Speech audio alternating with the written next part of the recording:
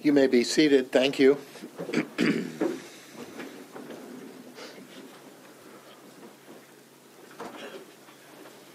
Mr. Bull, I think we are ready to resume your cross-examination. Mr. Harrington, I would remind you, you are still under oath.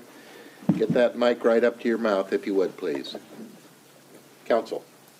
Sir, I believe when we broke for our lunch break, we were transitioning into discussions related to a notation on the top exhibit, which I believe is P as in Paul, as it relates to information which you reference as information extracted from Celebrate.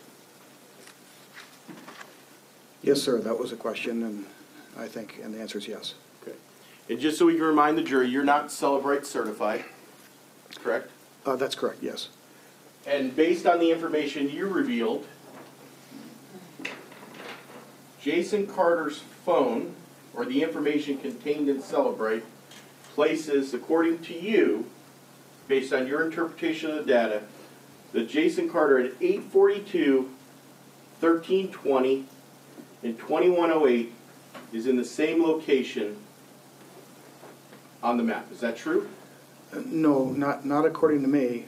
According to Celebrite and that algorithm that we discussed, that I can get into further if needed, reports this data, these geolocation, these coordinates on the map at those 3 times, all 3 times. So according to your review and interpretation and use of Celebrate, Jason Carter's phone is on this location on the map at 9:20, 1:20, and 21:08. That's right, yep. No further questions. Pass the witness. Redirect. Mr. Olson. Thank you, Your Honor. May I approach? You may.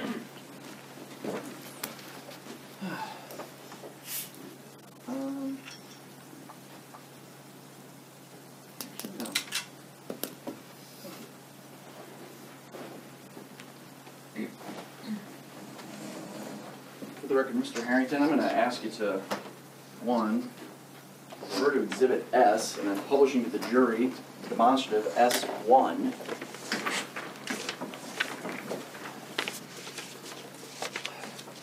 Mr. Harrington, you just talked about Celebrite. Do you confer with experts who are Celebrite certified? Absolutely. I have someone on my staff who I sent for a couple of Celebrite certifications. They offer several. And I did confer with him regarding my review of this matter. And that, the Celebrite data that the state just discussed with you, how'd you get that? Well, it's interesting. Celebrite, which is the leading tool that's used by law enforcement, the FBI, NSA, DHS, and others, it's the penultimate tool out there, and unfortunately there really are no other players in the field. There's a number of other companies, Paraben, Oxygen, Forensics, and others, but this is the coveted tool. They kind of charge whatever they want. Anyway, they have this new service that they just put out. It's not been peer-reviewed, but nevertheless it's a service, and I don't want to leave any stone unturned. And this particular service takes cell tower log entries that are made by the phone and then compares them against a database that's maintained by Celebrite. And ultimately, I think that database comes from Google and Yandex. And what it's able to do is, with varying degrees of accuracy, place where the mobile device was within a sector. And then what we do is we take the data that's been collected by the phone or logged by the phone, we export it into an XML file, upload it to Celebrite, or alternatively I could upload it to a locally maintained database if I wanted to keep a huge database on my system. And then it spits back this information that then gets imported back into the tool. So there's some secret sauce involved. The accuracy of it is certainly subject to question. But then if that's true, so is everything from this tool or any of the other tools. So really our job is to use the tool to extract information and then to look at it and question it and find out whether it fits with other corroborating evidence we have and determine whether we think it's reliable or not. So that's how I got those coordinates for those 3 entries. And did that come from information that was provided to you from, do you know where the information provided to you originated? The data points that are collected originate from data points that are captured by the phone and logged on the phone. And then that information is sent to Cellebrite, which then confers with an external database, which ultimately is, as I said, Yandex and or Google. And then so a computation is made, which translates to coordinates, and that's dropped back into the phone. Now, if it were truly random, right, maybe we would expect to get coordinates in Alaska, or we'd get coordinates in Mexico, or some other place. We didn't get that. We got coordinates that are a few miles away from the areas that are in question. So, in my estimation, it's worth capturing that information, presenting it to council, and making sure that we haven't left any stones unturned. So, if I'm understanding you correctly, you're just providing all the location data that's available to you through Cellebrite and the tower records. Right, I'd be remiss if I didn't include that, yeah. And you really have, let me ask you a question. Have you been provided information about where Mr. Carter was or where his handset was expected to be during these time periods? No, and I kind of purposely didn't want to, have access to that information because I didn't want to be sort of biased and sort of have a confirmatory bias and trying to see if what I was finding, lined up with where someone said he was at a certain time or where he said he was at a certain time. So I just want to look at the evidence that I have and let that evidence lead me to what hopefully is the truth, or at least some reasonable inferences. Okay. Yeah. Let's talk about these ministerial mistakes that the state was referring to. Your Honor, may I approach? You may. Now, it's my recollection that the state talked about some call records maybe that weren't accurately relayed on Exhibit P. I'll direct you to.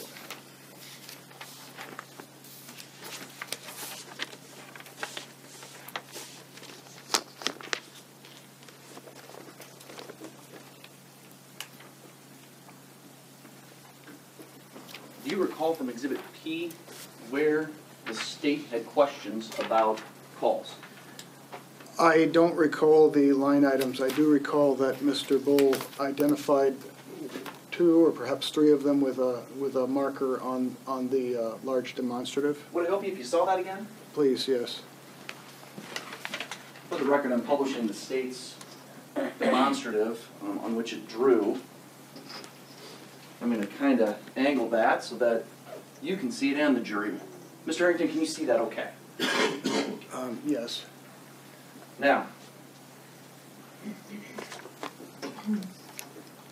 the state points out at 11:08, approximately, there was a misstatement of a tower. Originally, it was written as Tower 683, and the state has indicated a B32. Do you see that? Yes, I do. Would you please mark that on Exhibit P? I have done so. Thank you. Your Honor, are we altering exhibits that have been entered into the record? Apparently, the witness is being asked to do that. So the state would object, Your Honor, as that has been admitted into the record as the exhibit at the time in which the witness testified. That objection is sustained. Okay. Mr. Harrington, please don't mark on that exhibit anymore. My apologies. Mr. Harrington, I'm just going to refer you to this demonstrative again. And you see, we're going to look at 1256. There's a circle around a 2D9. You see that? I do. And then I'm going to backtrack, and there's an 1113 call that says marked as A03. Do you recall what that, or what issue the state took with that? I don't. Mr. Bull has stricken it entirely. I do not think that it was an invalid line. I think it was probably yet another tower where I had transposed it from the wrong row, or excuse me, the wrong column. Could you just take a moment and look at even just the call detail records? I think it's Exhibit W. And what was the time again, please? 11:13:46. Right, and it appears that should have been B9, Tower B9, Sector 3. So that should have been a B93. Right, rather than what appears there, yes. Thank you. Now, is it fair to say that I asked you to do a whole lot of data crunching in a very short amount of time? It's true, but I don't want to underestimate any mistakes made in a murder trial are significant. That's not the question you asked, but, so I own the mistakes. But the real question is whether or not they're material to my opinion and to the analysis here. But to answer your question directly, yes, it was, I'd hate to say to my clients unreasonable, but it was 11th hour, and I wanted to, step up and help out where I could. I had actually wondered if maybe you had some other expert that fell through and you needed somebody at the last minute. So it was a lot, and my assistant was under a great deal of, even on the flight up here, getting these together at the very last minute. It was quite challenging, yes. And we thank you. Could you look at Exhibit S, which is still displayed for the jury?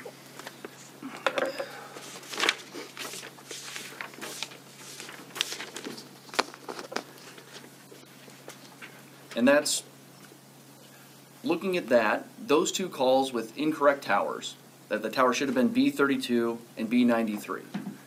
Do you recall if those times would have fallen on that exhibit in your calculations? In your what? I'm sorry. In your calculations. I apologize. I'm not sure I understand the question. I think you're asking me if two of the three inadvertent mistakes that have been identified by Mr. Bull would appear on Exhibit S and materially affect this. Is that the question? The question is, first of all, should those calls have shown up on Exhibit S? Well, I don't know. I need to see this demonstrative again. Mr. Bull's demonstrative, please. You may. So we have an 1108 call. No to that. We have an 111346, and that does appear here, and I think we had established that that was wrong, and that should have been B93, B9 Sector 3. So the second, or rather the third call there is indeed appear on here, and then the third one was a 1256 call, and that does not appear on Exhibit S. Okay. So would it be correct to say that that 1108 call could have and maybe should have been on that exhibit? If it was at 11:08 a.m.? Right, and that should have been B32, yes, it needed to be on this exhibit, yes. Do towers B32 and B93 show up on that exhibit regardless of the ministerial errors? Yes, they're on the exhibit, fortunately for me. So do these errors and lines affect your conclusions or opinions in this case in any way? No, the purpose of these maps is to be illustrative, and to the extent that there's mistakes and they're not as illustrative as they ought to be, that's bad, that's on me. But no, they don't affect my opinion. I'm primarily here retained to discuss the probabilities of which a handset or a mobile device would be within these overlapping tower coverages, and my opinion with regard to that is not changed because of these mistakes that I and my team made. Thank you. No further questions. Anything further, Mr. Bull? Yes, Your Honor, very briefly. Sir, you have Exhibit S in front of you, correct? I do have that in front of me, Mr. Bull, yes.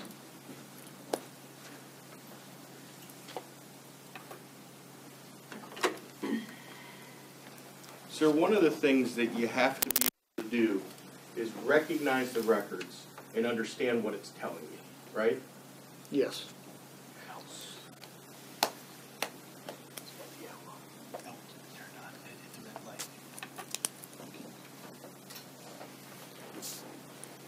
So one of the things that you occasionally have to be able to recognize is when there are duplicate records that are telling you inconsistent things, right? I'm not sure. Duplicate records telling us inconsistent things. That sounds like it calls for a hypothetical. I'm not sure. Well, let's not deal in hypotheticals. Let's deal in your exhibit. This will work.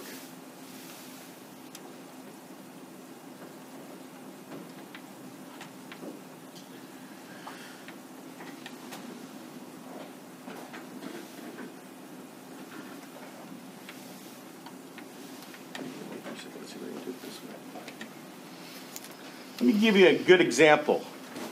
At 11:15:49, you indicate a call from B93 for 215 seconds, don't you? Yes, You forgot to remove the duplicate call on there, didn't you? no. So no. you believe that there's a 215-second call at 11:15:49 and a 215-second call at 11:15:57? No, I think the problem here is the lexicon that we're using. You're using the word calls, sometimes I've used the word calls, and what we're really dealing with here are records. What's going on here is that when a U.S. Cellular subscriber contacts another U.S. Cellular subscriber, U.S. Cellular creates two records which have identical durations. The only conflicting information is the precise time of the record entry, and they usually appear about 25 or 30 seconds apart. What I'm saying here is that the caller makes the call to another U.S. Cellular subscriber, and U.S. Cellular handles the call and makes an entry. And then it contacts the other subscriber and completes that call and creates yet another entry about 25 seconds later, quite a bit of latency there. And frankly, I would have expected to see the numbers transposed. Like I'd expect to see that second number with the receiver and the recipient and the sender transposed. And I talked to U.S. Cellular and I said, shouldn't it be transposed? They said, no, you're just going to see duplicate entries. They'll be a few seconds apart, and those correspond to a same call. So it's one call, multiple records. So I have reflected multiple record entries in here in some, if not all of the maps, but it is one call. We can discern that or divine that just by seeing that they're both 215 seconds in length, even though they're separate times. You noted it as two separate representations with two separate notations of time. Yet they're only one call, right? It's one call that has been recorded as a record with two separate times, a few seconds apart. So you're talking about, I go and hit that tower up there, 20 seconds apart. It's exact same tower, same call, one call, two records, same tower. It really doesn't change the analysis. And so if I understood your testimony fully there, and I appreciate your thoroughness, that when we examine the large blow-up, which we, the state, have shown a number of times so far, you didn't choose to remove other duplicate calls that demonstrate towers Jason Carter is bouncing off of, did you? I'm not sure I understand the question. I think you're asking me, did I do the same practice on the exhibit you were just looking at on some other exhibit? Yes. And I hope for the sake of consistency I did. I can't say that due to the strict constraints we discussed a moment ago that I didn't on other records maybe eliminate it to just reflect one call, but the material substantive analysis is the same. So within that 30-second time frame, there was one call, two record entries, one tower. The analysis doesn't really change. Thank you, sir. No further questions. Anything further? Yes, Your Honor, very briefly. May I approach and publish portions of Exhibit W to the jury? You may. Mr. Harrington, I'm going to direct you to Exhibit W. I believe are the call detail records for number ending 7895.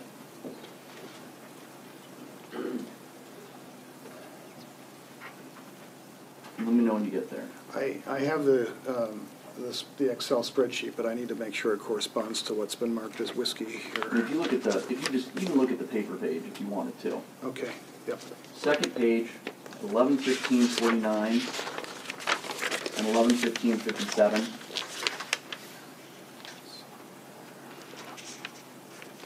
I found them, yes, sir. Okay.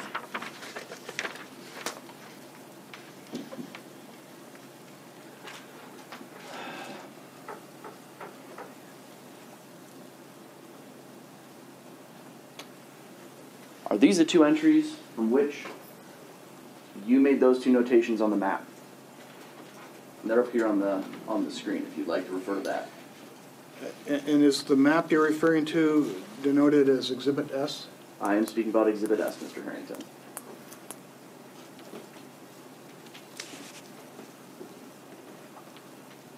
Yes, sir, that's right. So those show up in the call detail records? Yes, they are in the call detail records exactly as shown there on the overhead. No further questions. Mr. Lowell. Nothing further, Your Honor. Thank you very much, sir. You may step down. May this witness be excused. Yes, Your Honor. Yes, sir. You are excused. Thank you, Mr. Harrington. Further evidence or testimony on behalf of the defendant. There is, Your Honor. May Mr. Harrington just have a minute to pack up his equipment? I know he brought a fair amount with him. Sure. Thank you, for Judge. indulging me, Your Honor. Yep.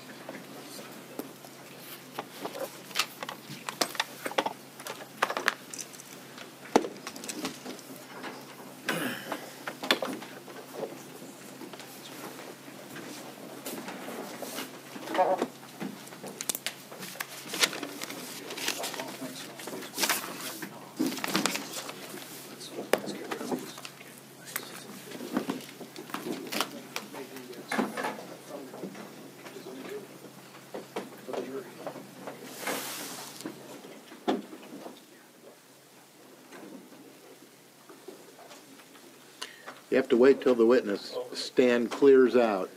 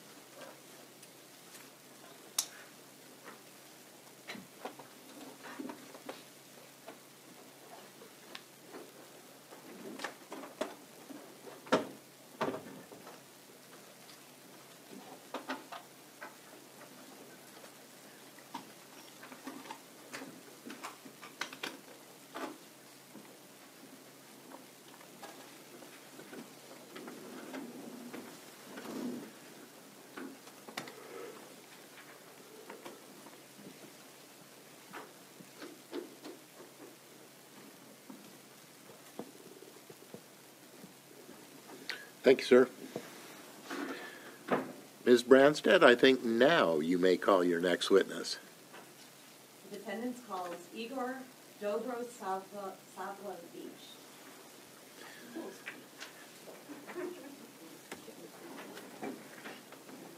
If I can get you to raise your right hand, please. Do you swear to tell the truth, the whole truth, and nothing but the truth? I do. Please be seated. I'm going to ask you to bend that microphone down. You need to get your mouth really close to it, about like this. Okay? Sounds good. And if you would, please, state your full name and slowly spell your last name. But nobody ever asked me to spell my last name before. It's Igor Dobrosavljevic, Dobrosavljevic. Was that too fast? Yes. One more time. Dobrosavljevic.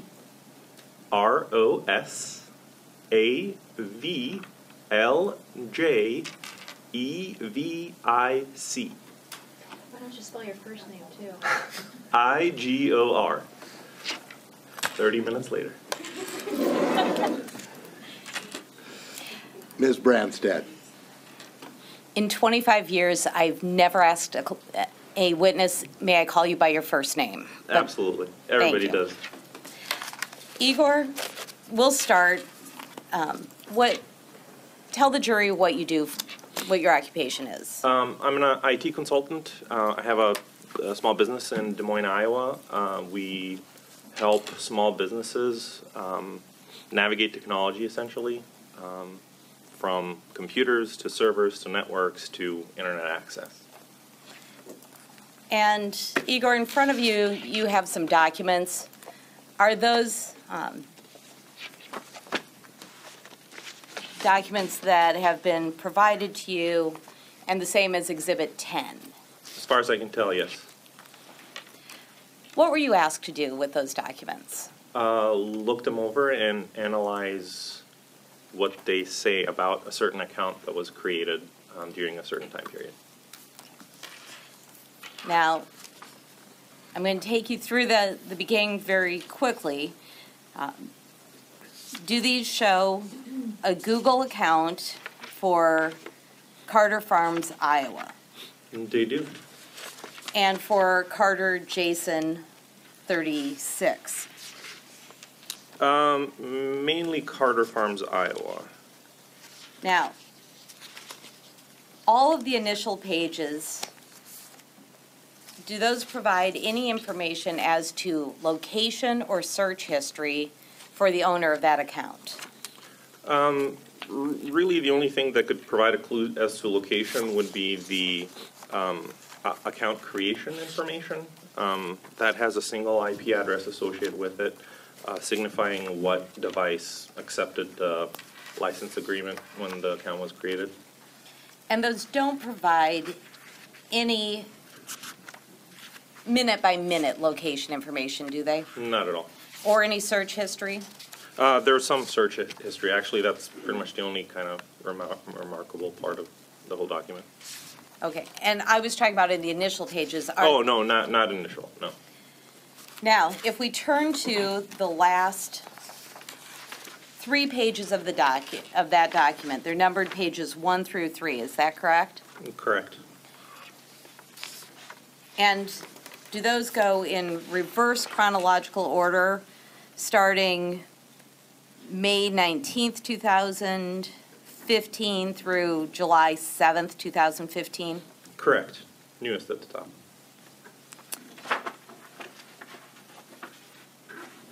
Now, a lot of these are just search terms, is that correct? Correct. So if the jury had access to the internet, would it be correct to say most people could just type in what's here? Right. I'm going to take you through just a few of the searches because the jury won't have internet access. Starting at the top or the bottom? Let's start early in the searches. Okay. So in the searches from May 19th to May 31st, what sort of searches did you find? Local news weather information, farming, vendor information. I would say nothing out of the ordinary.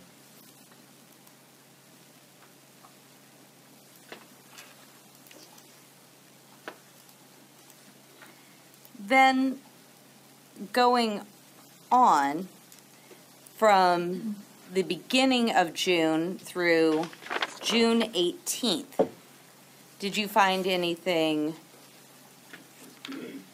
particularly interesting?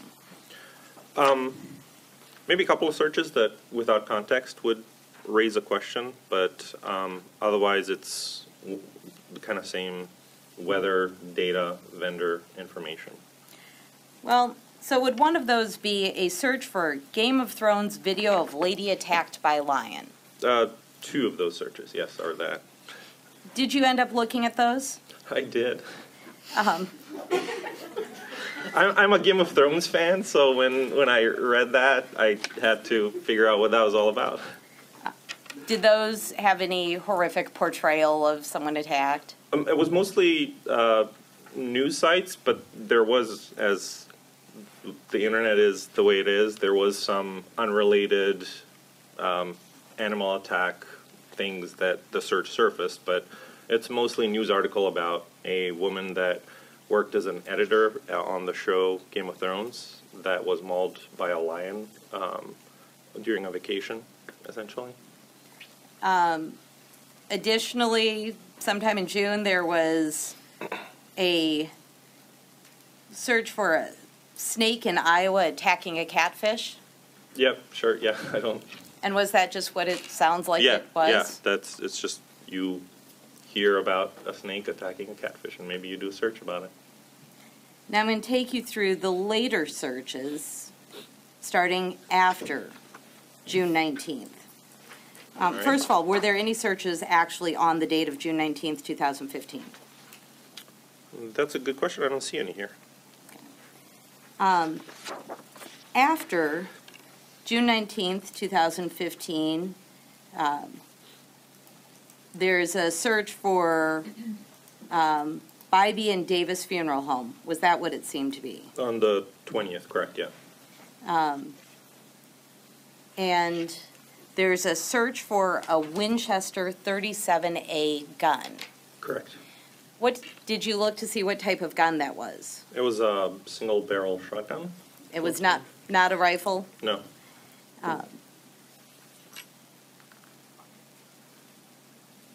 And then there is a search for a woman shot in leg near Wells Fargo Arena. I don't have that highlighted. Where is that? Looked at July 3rd. Oh, Do you see that? sorry, I went past that. Woman shot July 3rd. And actually, would it be correct that that was originally a search for news? Correct, sorry, yeah, that's why I was confused. So the search wasn't really for that, it was literally a search, it said for, it was for WHO TV News. And then the links that were clicked on after that search was performed were to articles that talk about somebody being shot in the leg near Wells Fargo Arena, yeah. You also see a search for satellite imagery photos of June 19th, 2015. Correct. How long was that search? So the search was done at 5 p.m. Universal Standard Time, and then 5 p.m. 5:12, and then that lasted to about 5:18. A few sites were visited from that search, so about 6 minutes. And that actually then, would it be correct that that moved into looking at news about local firefighters at the end of that search?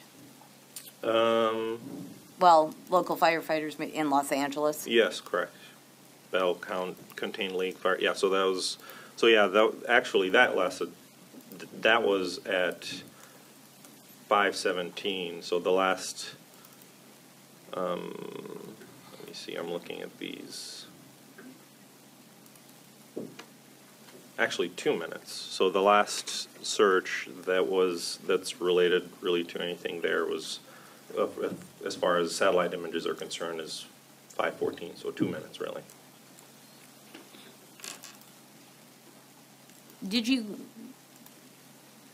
you know about those types of searches for satellite photos? Sure, there are services out there that take satellite photos of the Earth all the time, and you can purchase that information online. Google is a big customer of such images for Google Maps and things like that. And that would require payment in order to get those types of photos? Sure, to get specific photos from a specific date yes. I mean, there's services that provide satellite photos, like I said, one of those being Google Maps, but you can't really go to Google Maps and say, show me photos from X date.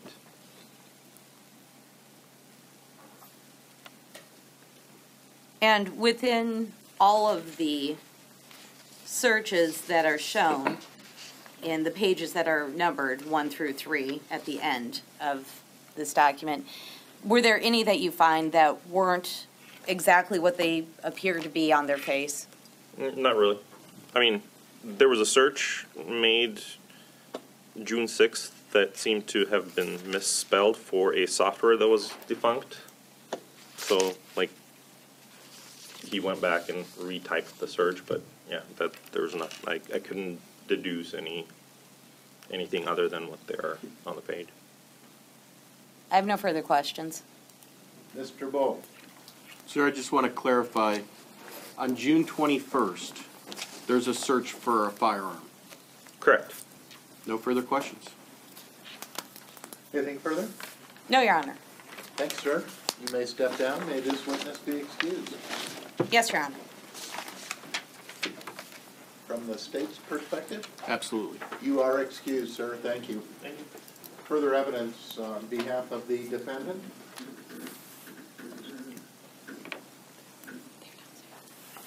Yes, Your Honor.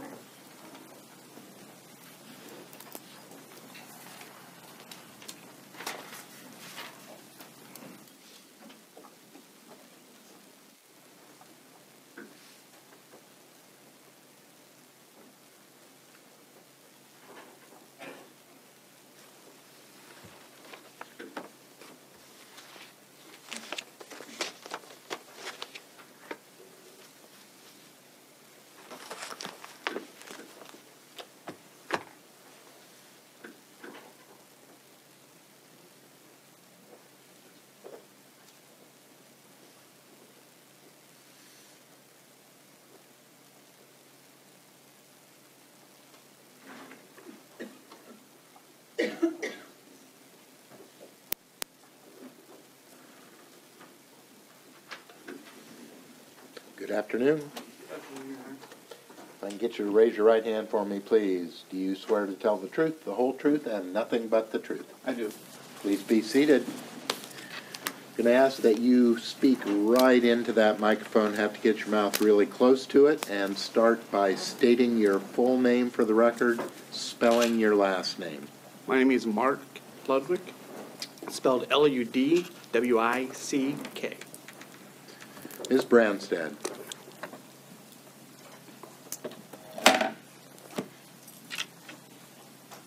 Mr. Ludwig, Agent Ludwig, you were the lead investigator in the case against Jason Carter, is that correct? That's correct.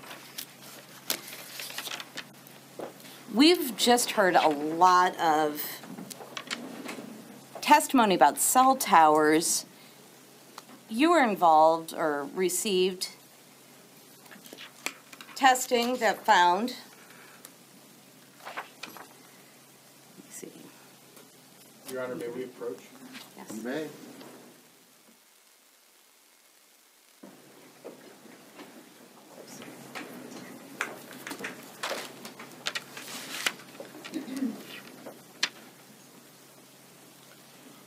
In February or March of 2016, you were involved in testing that found that from the crime scene, while standing in the same spot, you hit 5 separate cell towers. I don't recall that. Your Honor, may I approach the witness? You may.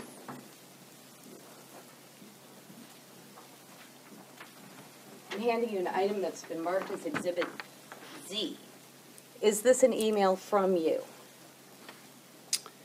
This is an email from me to Brian Burkhart, whom is a professor at DMAC and a known expert in Celebrites. Your Honor, we offer Exhibit Z. No, Josh. Your Honor, I have no objection as it relates to Special Agent Ludwig's email. My understanding is it contains stuff on the top and the bottom that I think is still hearsay. So if at some point we have a redacted copy, that's fine. And Exhibit Z, with redactions as suggested by the state, is admitted. It is your email, read along with me, where you state, "This is a very rural area. From the crime scene, while standing in the same spot, we hit 5 separate cell towers." Did I read that correctly? That is correctly read, yes. You also previously testified, well, let me rephrase this.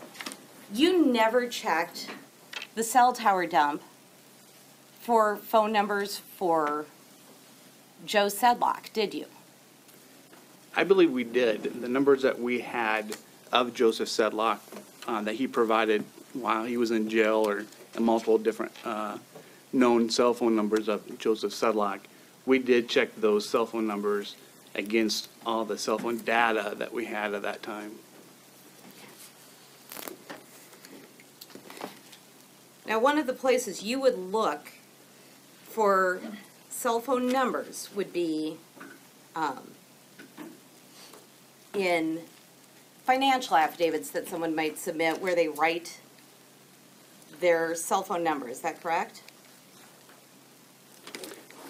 I may, I don't remember doing that in this case, but the cell phone numbers of any individual that we were looking at, we would have tried to figure out what their working cell phone number was at the time, and we would have compared that.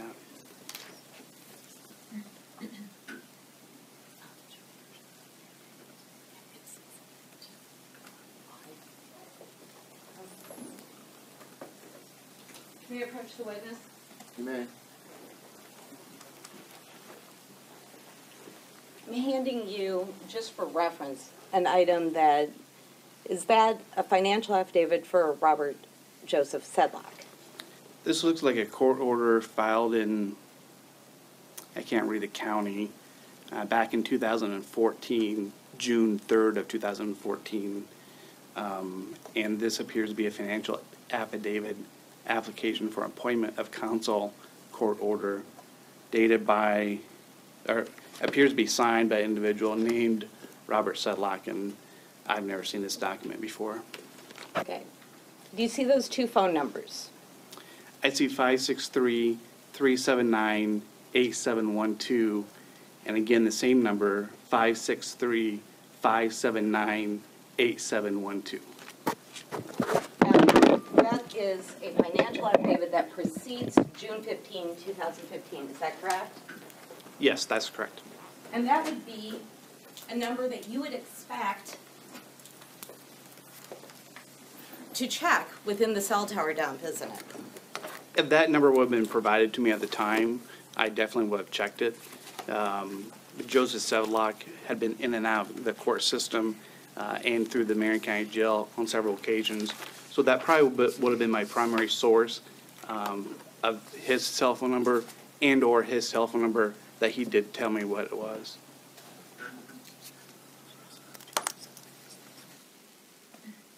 So, Joseph Sedlock is a name that's come up many, many times in this investigation, hasn't it? Yes, that's correct. It's And- been there a lot. And we'll come back to that cell tower dump.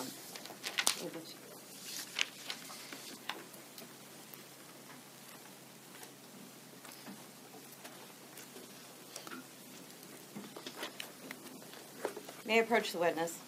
You may.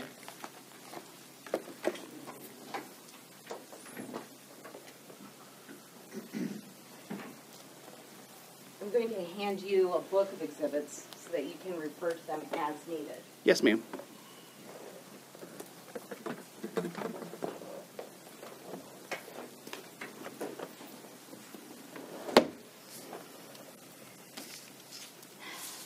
I'm going to back up a little bit. The first time that you learned anything about a 270 being missing from Bill Carter's residence was Monday, June 22nd. Is that correct? That's correct.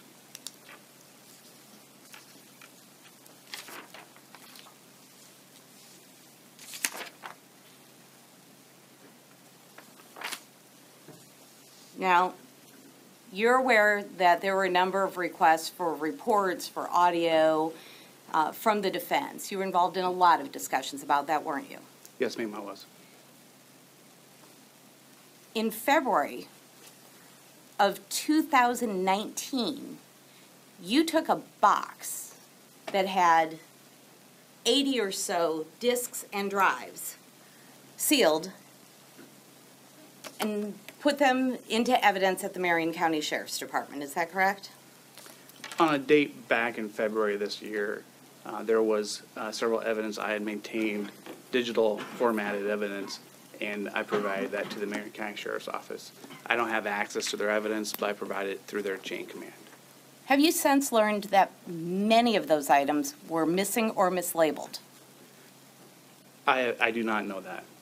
Has anyone- I have not been able to go through that desk or that box of digital media and look at it. Has anyone told you that? Yes.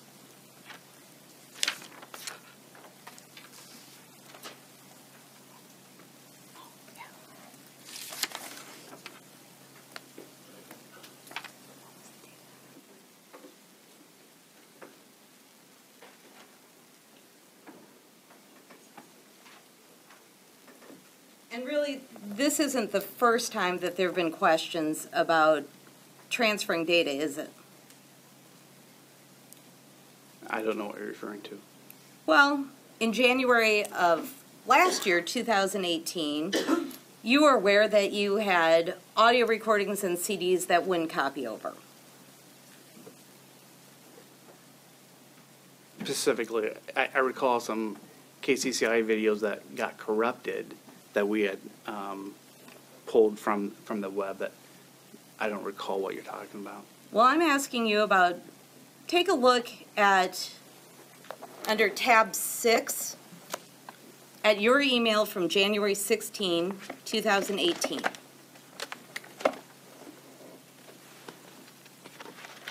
Yes, ma'am. At this point, you are informing a coworker that you're just going to change the CDs that you can't copy and mark them as maintained by Marion County Sheriff's Office. That's correct. The way our report system works, I need to maintain our report, and then I either type it up Okay. and then send it down to my headquarters staff. And Your Honor, I'd ask that the witness be afforded the opportunity to complete his answer. I think he should be. when I type my report, and in this case, this is a 4.5-year investigation, so there's lots of interviews I have to type up and write up, and then it's not something that I just upload to a computer software system. It goes down to our headquarters staff, wherever. I have the luxury of being in Des Moines, but if you're up here in Council Bluffs or far away, it has to be sent down to headquarters. Our administrative staff will then make my reports I type out, make sure that they're grammatically correct, and then they Your place it Honor, at into this a point, I am going format. to object to narrative. This is a pretty simple question. Why don't you ask another question, Ms. Branstad? Okay. You had CDs that wouldn't copy over. Our transcription team had teams that wouldn't transfer over. Okay. So your word here is, I have CDs that will not copy over. Is that correct? What page are you on, ma'am? This is your email dated January 16th to Teresa Grimes within your office. It is the second page under tab 6. That's correct. And Teresa Grimes is one of our transcription staff. And let me just clarify. You were aware that these CDs may not make it to the defense team, weren't you?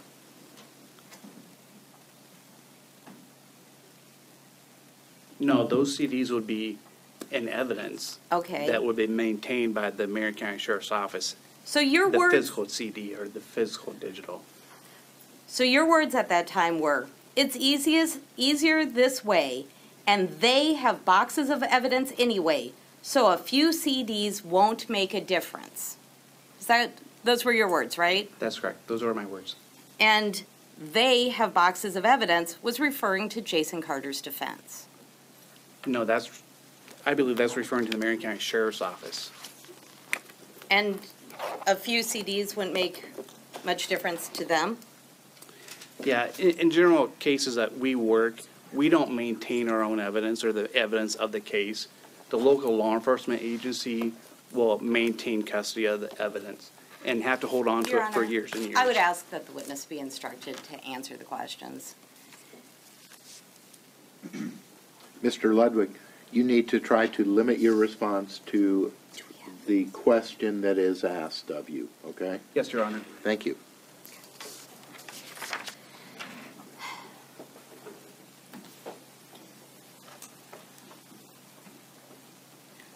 Agent Ludwig, in the course of this case,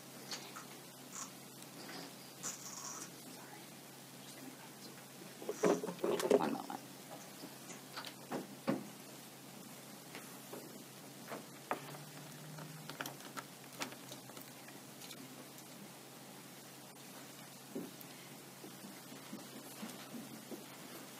You've had many, many conversations with Bill Carter.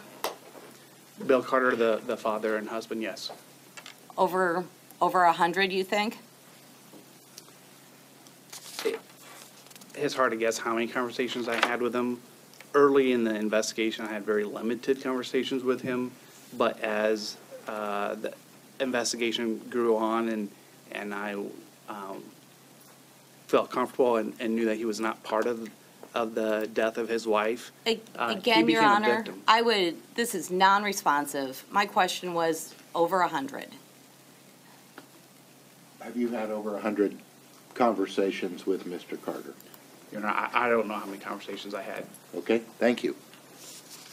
You may proceed, Ms. Branstad. Do you remember testifying within the past 3 weeks that you believed it was 100 conversations with Bill Carter? Whenever my last deposition was, I don't know what that date was or my response was. I've had a lot of conversations with Bill Carter. Well, do you believe in that deposition you said 100? We can, If I said over 100, I've had a lot of conversations with Bill Carter over the years.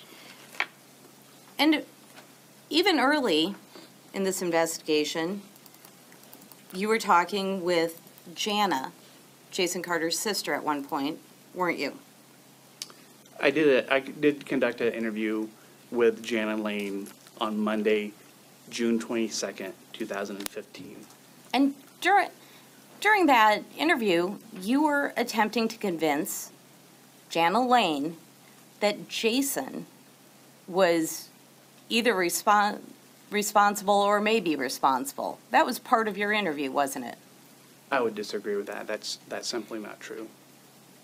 You implied to Jana Lane that you had evidence that Jason had planted evidence, didn't you? I think during the investigation, I asked her the question because the question arose of the bullet. There was a bullet left by the crime scene in this lip of the safe. And I believe I implied or asked her a question, what if I had a photograph that does not show that bullet in that lip? Because at the time of that interview with her, I was told that there was no bullet. As a case agent, I'm just fed all this information throughout that day, and I had not had time to look at that photograph. So let me make sure that we understand this. What you said to Jana Lane was, what if I told you we have pictures that were taken at the crime scene that show that that bullet wasn't there? That's what you said to her, isn't it? I definitely said something to that effect. I'm not sure if it's those exact words, but I know I definitely said something to that effect, yes. And then you asked, was Jason alone? Because and you more than one time implied that that bullet was not in the pictures taken of the crime scene, didn't you? I'm not sure how many times that interview's been transcribed, but I know we had that discussion with Jana. And the implication, the intent, whether you believed it to be true at the time or not, the implication was that you had photos showing the bullet wasn't there and that Jason had time alone to plant that bullet. That was the implication of the questions, wasn't it? Yes, it probably was. The pictures actually do show that the bullet was there at the time. Yes, upon closer review, after I had a chance to look at the photograph myself, during the interview with Jana Lane, I didn't look at that photograph. I had not been able to see it myself yet. And I believe that if you guys are shown that video or that photograph, you could see where it does look like a locking mechanism. It doesn't look like a bullet. Okay. You didn't go back to Jana Lane the next day and say, hey, I'm sorry, it was in there, or I was wrong. And did you? Objection, relevance. Your Honor, goes to bias. Relevance objection is overruled. You may answer the question, sir. No, Jana was a suspect at that time. I'm not going to feed her information. At that time, you were telling her that you didn't think the bullet was in the photograph. That would be information, wouldn't it? It was implicated, yes. And your questions to Jana Lane during that interview were not about her whereabouts most of the time, were they? No, I think we had already established that. It was about what Jason had done and had not done. And in fact, Jana Lane told you that Jason wasn't alone in the basement, that Shelley Carter was down there and that she was down there, didn't she? Objection, compound question. Sustained. Jana Lane told you that Jason was not alone in the basement. I would have to refer back to that audio. I don't recall what she told me at that point. It's very possible that she would have.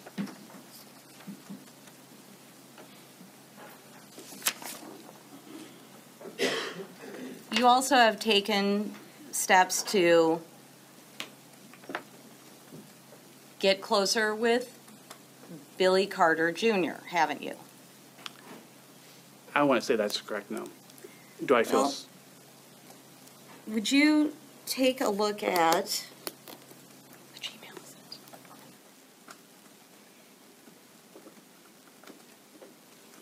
it? In one email, you say, I'm Billy's best friend in the world, don't you? It's very possible. And that was after you went out and had beers with Billy. Yeah, I had to serve Billy a subpoena, and he was only willing to meet with me at a local bar. So I went there and had a beer with him. Now, let's take a little term here. When you had your deposition taken in July of 2018, you were not aware of Jason Beeman's connection with this case. Is that At that time, I probably was not aware of Jason Beeman's. you were not very aware of Callie Shin's involvement, other than she knew some of the people involved in this case. That's probably correct, yes. Not aware of Amber Shin. That's correct. Not aware of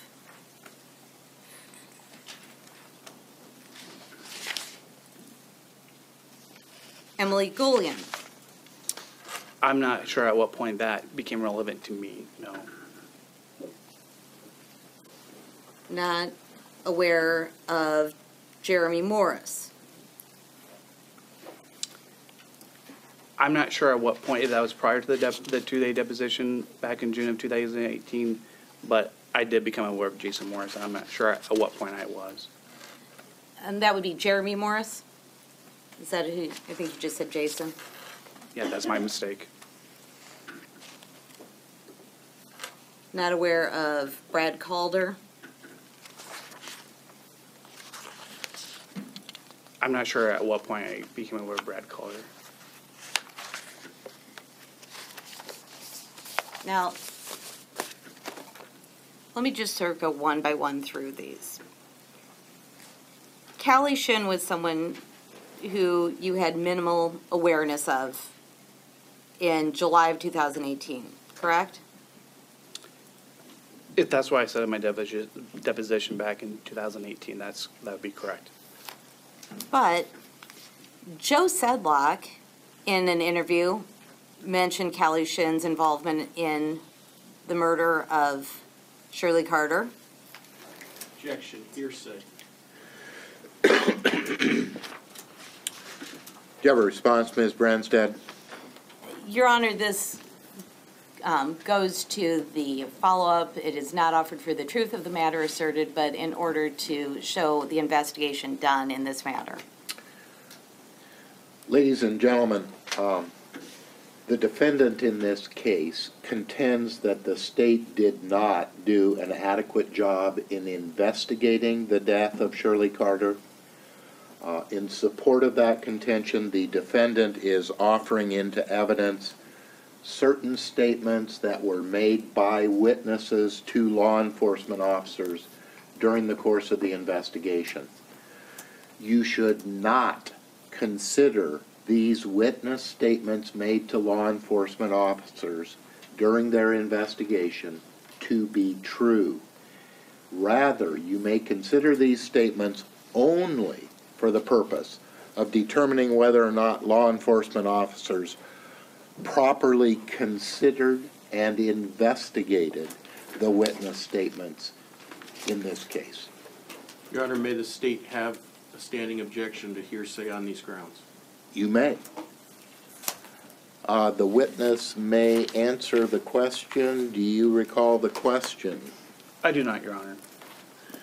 Ms. Larpenter? We haven't had you read anything back yet. Why don't you read the question back, please?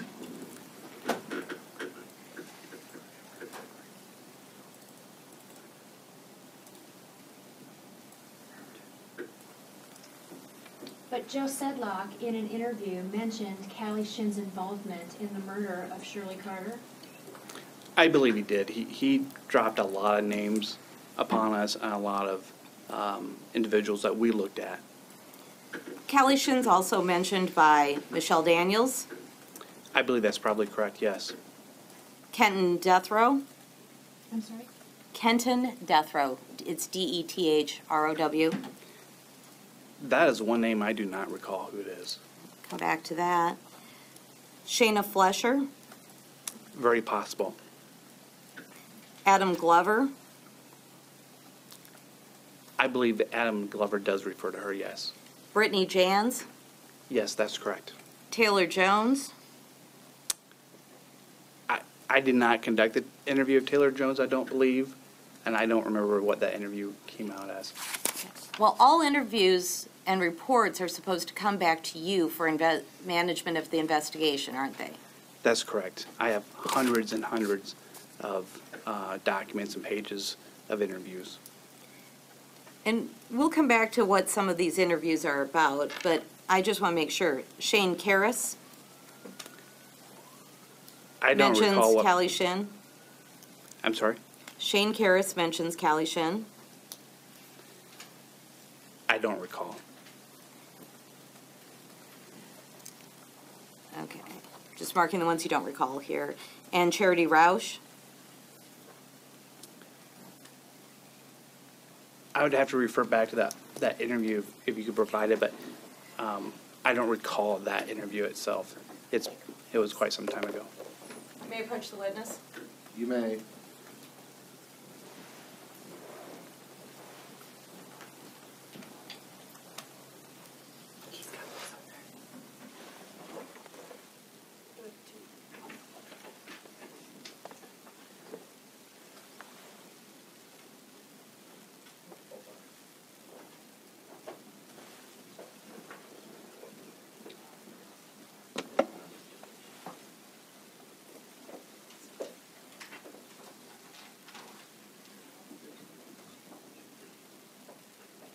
Let's step.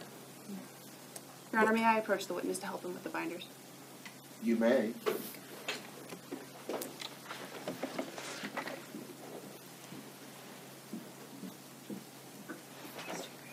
Okay. This back. We're gonna need that still. Okay. So just gotta do what you can here.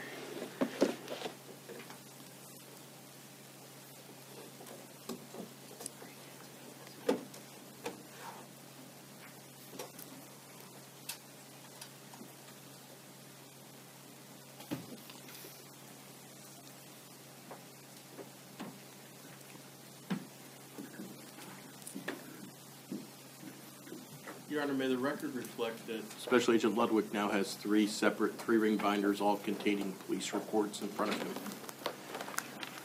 I don't know what are in them, Mr. Bull. The record certainly reflects he has the 3-ring binders. So if you look at Exhibit B12, does that refresh your memory that Shayna Flesher did in fact mention Callie Shin? You said B-Boy 12? Bravo 12, yes.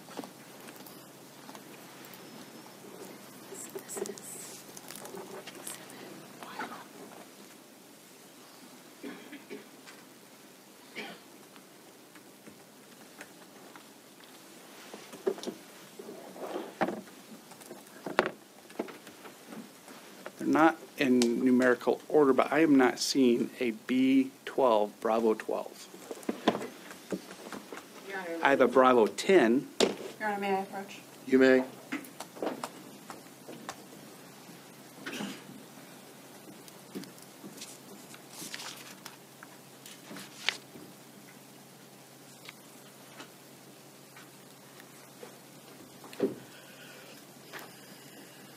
I do have Bravo 12.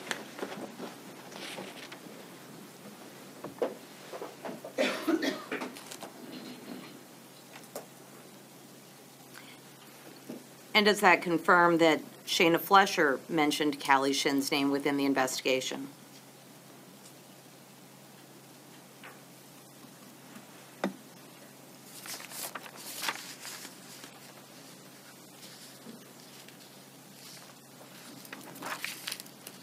Yes, this interview was conducted April 18th, 2018 by Marion County Detective Reed Caius, not by myself. And she does mention Callie Shin. And then if you look at Exhibit Y11, does that confirm that Shane Karras mentioned Callie Shin's involvement in this case?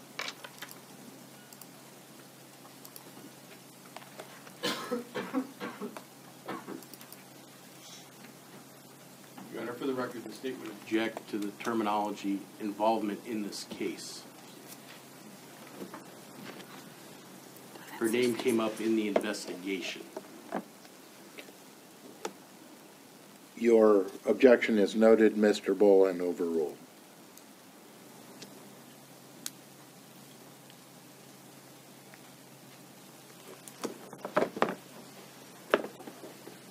I'm looking for Y11, correct? Yes.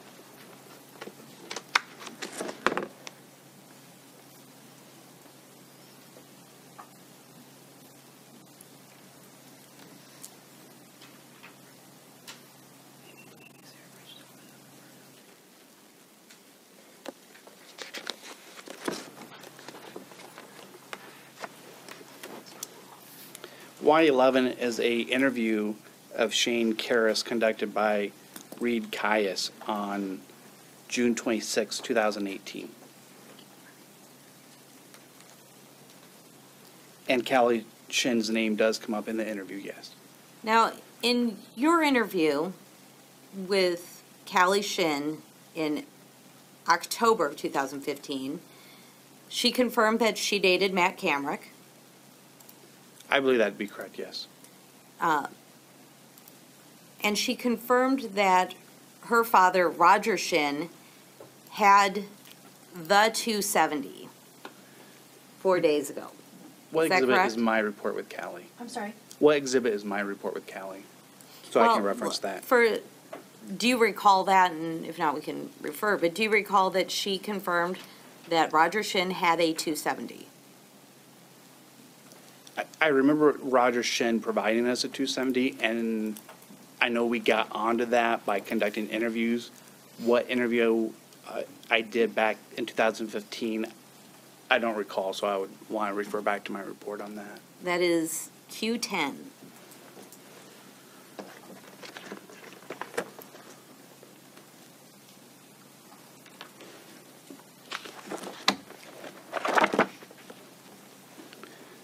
Q10 is an interview of Callie Shin conducted by myself and Detective Reed Caius and Trooper Thorpe on October 19th, 2015. And your question was, did Callie tell us about the 270? In Callie Shin's interview, does she mention a 270?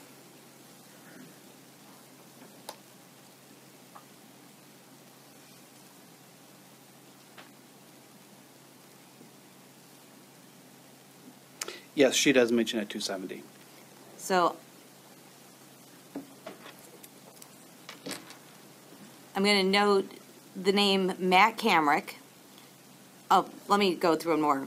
And Callie Shin talks about Jeremiah Laird being at Roger Shin's. Is that correct?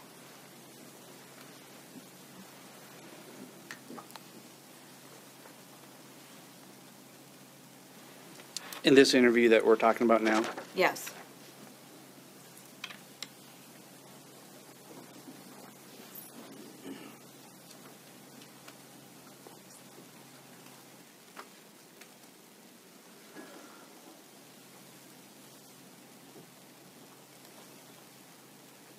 yes, Jeremiah's name is in here, yes.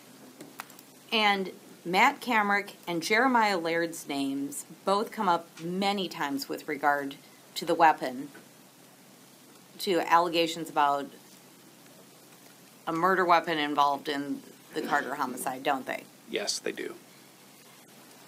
And when you said in this interview, that's the only interview of Callie Shin that you ever did, isn't it? I did lots of interviews with a lot of different Shins, a lot of different females. So I think this is the only Callie Shin that I personally participated in. Well, there are multiple reports alleging that Callie Shin was the driver from following the homicide, aren't there? Just that reports, yes. Now,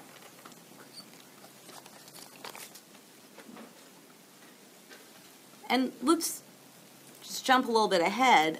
One of those reports is from Krista Norris, who said that Callie Shin confessed her involvement in the homicide and confessed being the driver, didn't she? Yes, I believe we were told that. Well, you were told that by Krista Norris, right? Correct, not Callie Shin.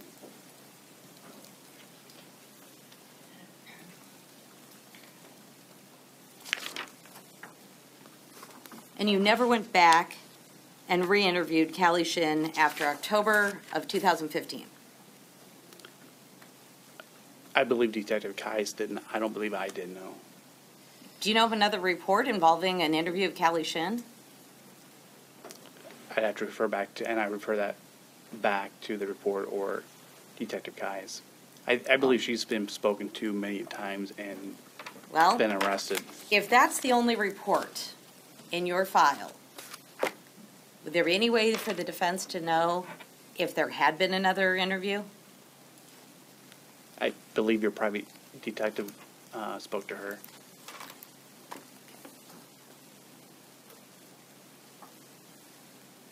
We'll come back to that. So you're saying there may have been additional interviews? Yes, could be. Okay. So let's talk about Tamika Jenkins. Tamika Jenkins told you that Jason Beeman, let me rephrase that. Tamika Jenkins told you that she heard Jason Beeman tell someone else they weren't going to find the gun, and that he was specifically referring to the murder weapon in this case. Correct? I don't believe I've ever spoken to Tamika Jenkins. Let me rephrase that. Tamika Jenkins, in an interview that you have a report for, stated that she heard Jason Beeman tell another person they weren't going to find the gun. He specifically said that the gun was the murder weapon. I don't recall that. If you refer me back to the report of Detective Kais. That is Exhibit V6. V as in Victor. V as in Victor.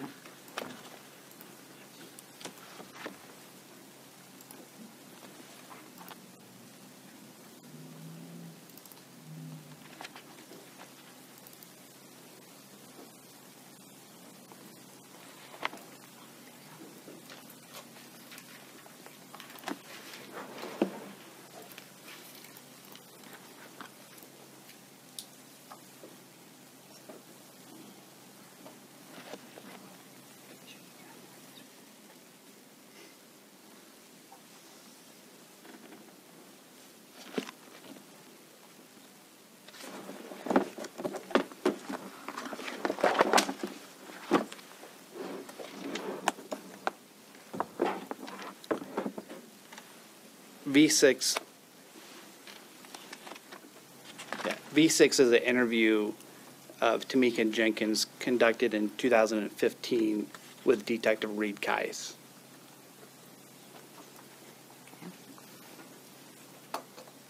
And again, within that, Tamika Jenkins says, and I'll be specific, that she heard Jason Beeman tell Tyler Emerson that they weren't going to find the murder weapon. That's correct, yes. To your knowledge, was Tyler Emerson ever interviewed? I don't remember that, no. I don't know that name. And in fact, Jason Beeman wasn't interviewed for months after that. I would assume that'd be correct. I Actually, don't know that, let me rephrase that. Jason Beeman wasn't interviewed until 2018, was he? I don't know when he was interviewed. Do you know if Jason Beeman's phone number is within the cell tower dump? I did not ever search Jason Beeman's number. I don't believe. But that could easily be done, yes. Tamika Jenkins offered to help find the gun in question, didn't she? I believe she did, yes. No one took her up on that? I believe we did. I believe we searched Jason Beeman's house and did not locate it. Are you talking about Chris Breeze or Jason Beeman? If you could refer me to your report, I don't remember. Well, I'm not aware of any report that indicates Jason Beeman's house was searched. So that's why I'm asking if you're confused there. I'm definitely confused at this point.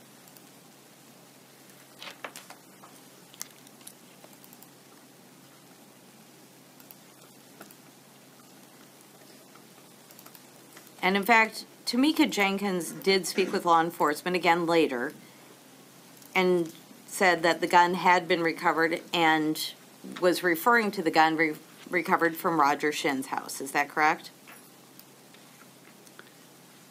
Again, Tamika Jenkins had been interviewed and spoke to law enforcement several times. Do you have more than 2 reports of conversations that Tamika Jenkins had? Yes, your exhibit W6 is an interview of Tamika Jenkins, interview number 2. Sorry, V6 and W6. Are you aware of any interviews other than those 2? I'm not. Okay. So in that second interview, Tamika Jenkins said that the gun had been recovered already, and that was after the gun was recovered from Roger Shin's house, correct?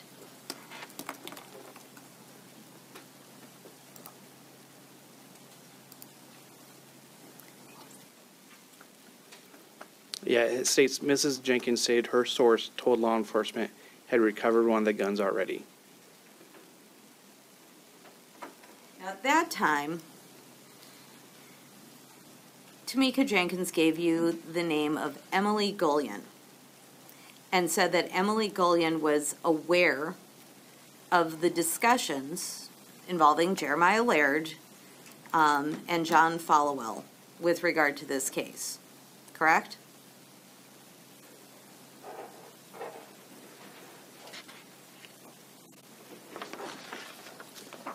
As I skim at that report, I do not see that. It's very possible. I just don't know where it's at. Are you looking at W6? I am, yes. It's a 2-page report from Detective Caius. We'll come back to that point, but also within that report, Tamika Jenkins talks about Rory Pearson leaving directly after the homicide. I'm not sure at what point she says, but we learned that it was over a month after the homicide he leaves Central Iowa. What report is that in? I don't know. Do you know who you learned that from? I believe it was his girlfriend, one of the Daniels, and Matt Camrick, I believe, tells us that. Well, Michelle Daniels and Matt Camrick are the 2 that you're talking about. Is that correct? I don't know. The Daniels that dated Rory Pearson and Matt Camrick at the same time. Well, Michelle Daniels tells you that she drove Matt Camrick to Wyoming after the homicide, along with Rory Pearson, correct? Yes, that's correct. And she specifically says it's because of the pressure following the homicide. It's very possible she told us that. I don't remember. Now, this information from Tamika Jenkins, some of this was collected as early as 2015, correct? Actually, it's all in 2015, isn't it? I know that we have 2 reports from 2015. I don't know if in an interview, in an investigation like this, there's continuous people coming up to us, telling us, and just because we speak to them in passing may not generate a formal report. Again, I'll object to non-responsive. The question was, you got this information in 2015. The witness did respond. Ms. Brandstad asked another question. I want to clarify, the 2 interviews you have occurred with Tamika Jenkins occurred in 2015. That's correct, yes. Jason Beeman, who's mentioned, was not interviewed until May of 2018. I know he was interviewed in May of 2018 regarding this case, but I believe Detective Kais had another, that'd be a question for Detective Kais. I think he had another interaction with him during one of his arrests or searches. Okay, you're not aware of any interview with regard to this case other than May of 2018? That's correct, yes. Rory Pearson's mother, who's mentioned in this, was never interviewed, was she? What was her name? Pardon me? What was her name? I'm not familiar with her. I don't recall. I think she's just referred to as Rory Pearson's mother. I don't recall talking to Rory's mom. Tyler Emerson, who is the person that is listed as the individual who Jason Beeman told that they wouldn't find the murder weapon, was never interviewed. Not to my knowledge, no.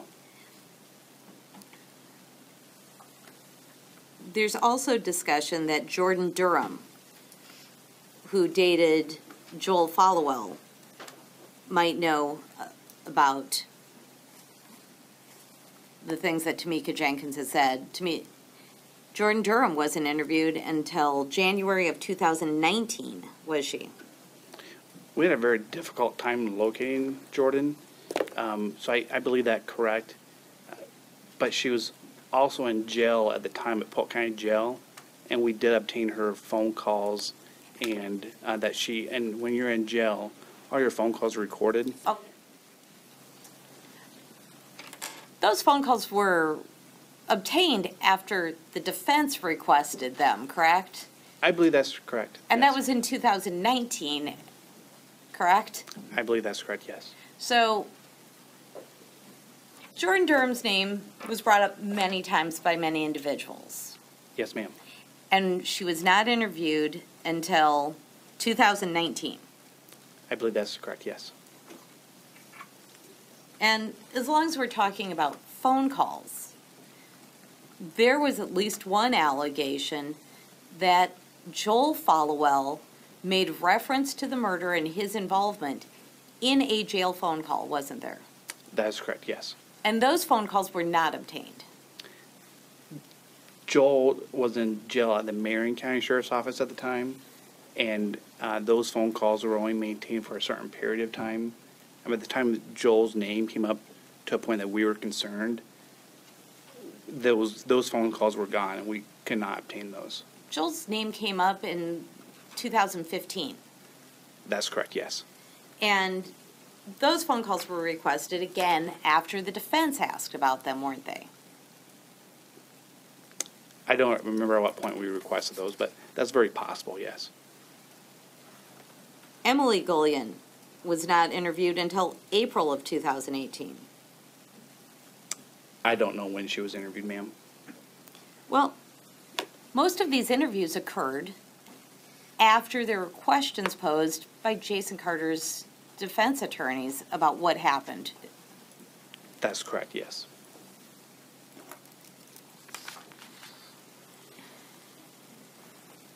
Now, there are multiple reports that make reference to a Kia SUV. Is that correct? Yes, that's correct. One report mentioned Alan Dugan as potentially knowing about this Kia SUV. Is that correct? I don't recall that. I recall the Kia SUV. Well, if you look at Exhibit 011, Ocean 11? yes.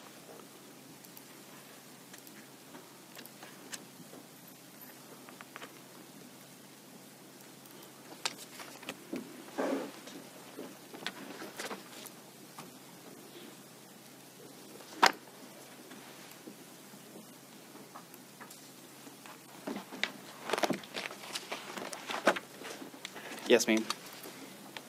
That makes reference to the Kia SUV, and I think it makes some reference to talking with Alan Dugan. That's correct.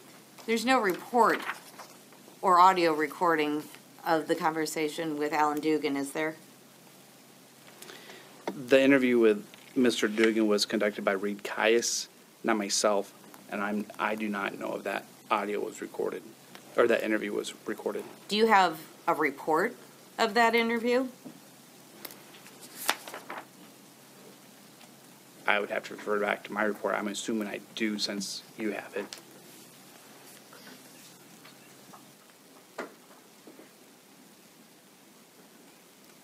Okay, let's turn to the number of statements implicating Joel Followell, John Followell, or Joe Sedlock. To this date, are you aware of any direct evidence or alibi evidence for either of those three individuals? Regarding on June 19th. For the morning of June 19th, 2015. No, I do not know where Joe Sedlock was. I do not know where John Followell was. And I do not know where Joel Followell was on that date. Let's go through the statements. Charity Rausch said that her ex-husband, or her ex-boyfriend, Rob Hughes, stayed with Jason Beeman and Joe Sedlock at Jason Beeman's house.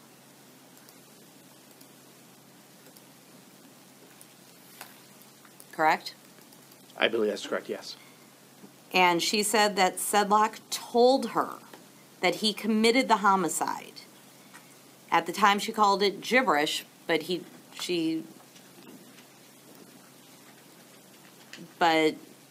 And I think that's a good clarification, gibberish.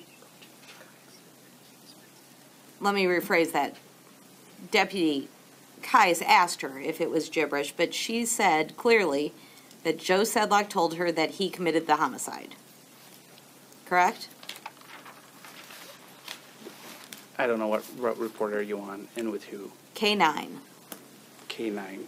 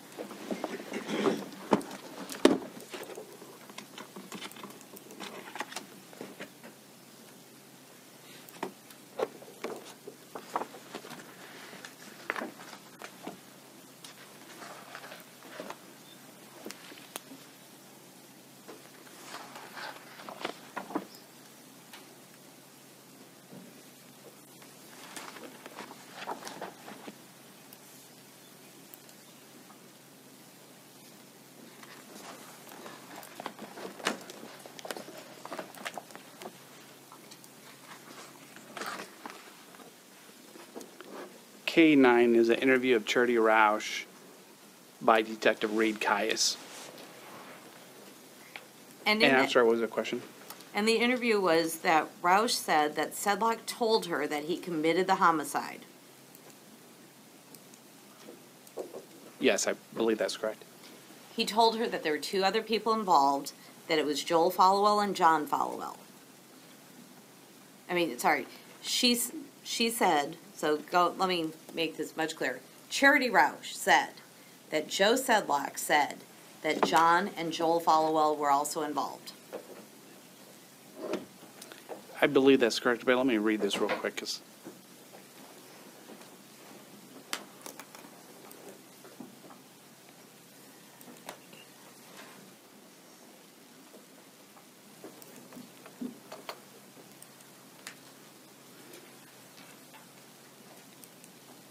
Mrs.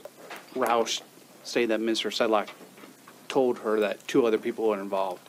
And then the follow-up question was who the other two individuals were, and she said the Followells.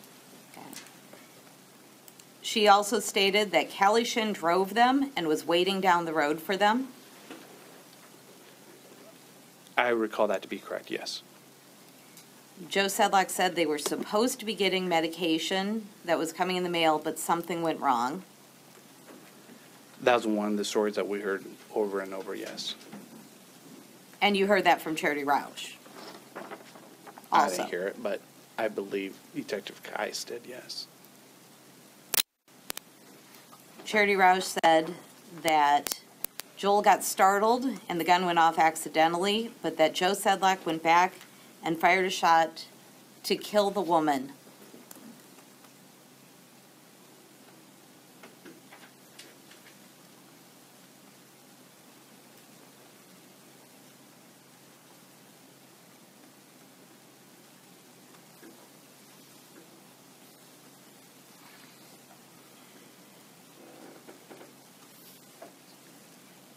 Is that correct? Yes, I believe that's correct. And you said you have heard that account many times? Yes, we have. Let's turn to, now, well, I'll come back to the follow-up on that. Let's turn to Kristen Norris.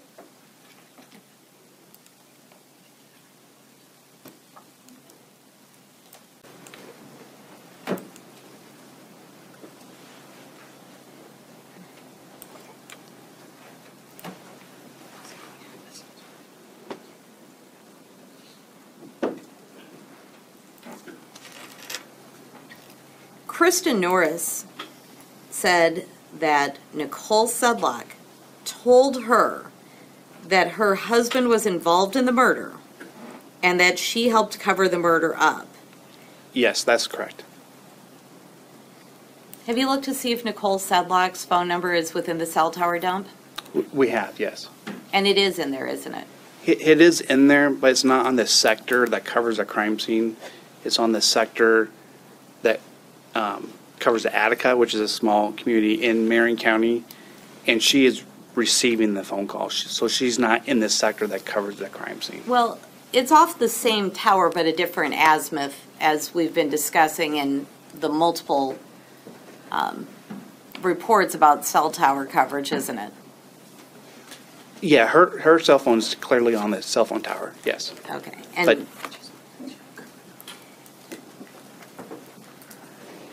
But she's So receiving the let's- phone call from, I believe, Ms. Babb, and she's not placing the phone call, as I recall.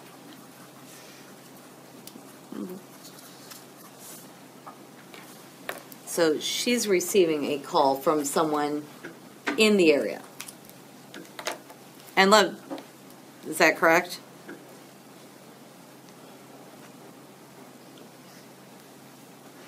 I believe Sue Babb's phone call is in the tower, so her handset is. I do not believe we are able to tell where Ms. Sedlock's handset was.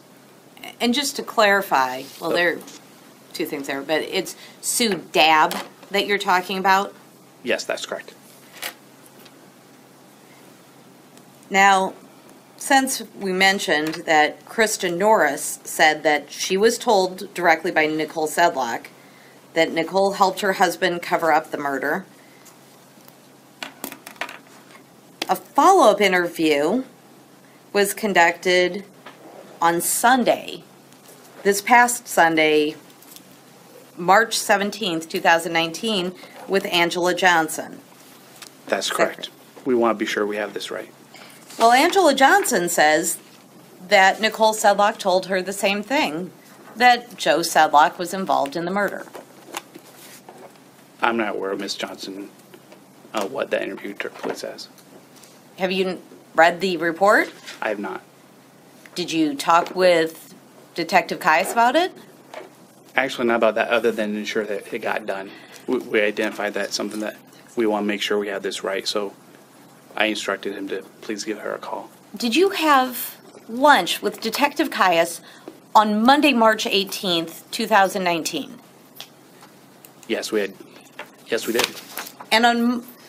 And so if Detective Kais testifies that on Sunday, March 17th, 2019, he was told by another individual that Nicole Sedlock had said, yes, I helped my husband cover up a murder. You didn't discuss that? No, I don't recall that. We had talked to Nicole Sedlock before. We've talked to Joe Sedlock numerous times, and there was no evidence regarding... Your Honor, I'd object to, again, the witness is becoming narrative and straying from the question. I think he was being responsive, Ms. Branstad. Okay. Perhaps this would be a good time for us to take an afternoon recess, ladies and gentlemen. We are going to be at recess for about 15 minutes. Please remember the admonition I have been giving to you. Keep an open mind. You have not heard all of the testimony. Please do not discuss the case among yourselves or with anyone. Don't allow yourself to be exposed to any media reports related to the trial. We'll be back in about 15 minutes.